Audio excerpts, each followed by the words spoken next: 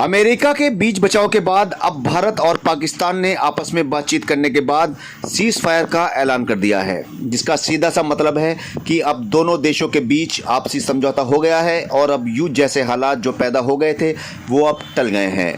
America के राष्ट्रपति ने खुद एक्स हैंडल पर इस बात की खबर देते हुए लिखा है कि उन्होंने रात भर दोनों देशों को समझाया, जिसके बाद दोनों ही देश सीज फायर के लिए राज़ी हो गए हैं। इस समझदारी भरे फैसले के लिए दोनों देशों को बधाई देता हूं। इसके कुछ वक्त बाद ही भारत के विदेश सचिव ने भी ऐलान कर दिया है कि अब ज़मीनी और हवाई हमले नहीं होंगे।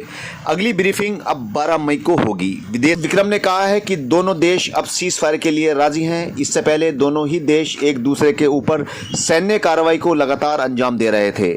वहीं दूसरी ओर पाकिस्तान के विदेश मंत्री इशाक डार ने कहा है कि पाकिस्तान और भारत तत्काल प्रभाव से युद्ध विराम पर सहमत हैं।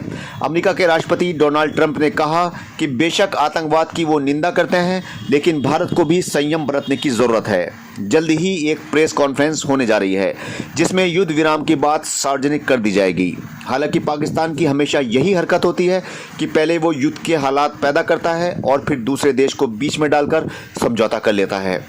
हालात के मद्देनज़र यूं तो भारत को युद्ध विराम के लिए राज़ी नहीं होना चाहिए था और पूरे पाकिस्तान को तबाह और बर्बाद करना चाहिए था, लेकिन पाकिस्तान की इतनी क्रूर हरकतों के बाद भी वो युद्ध विराम के लिए क्यों राज़ी हो गया, ये बात या तो राजनीतिक एक्सपर्ट बता सकते हैं या फिर खुद राजनीति से जुड़े लोग।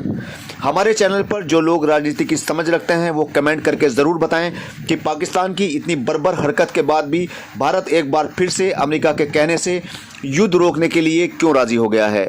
हमें आपके कमेंट्स का इंतज़ार रहेगा।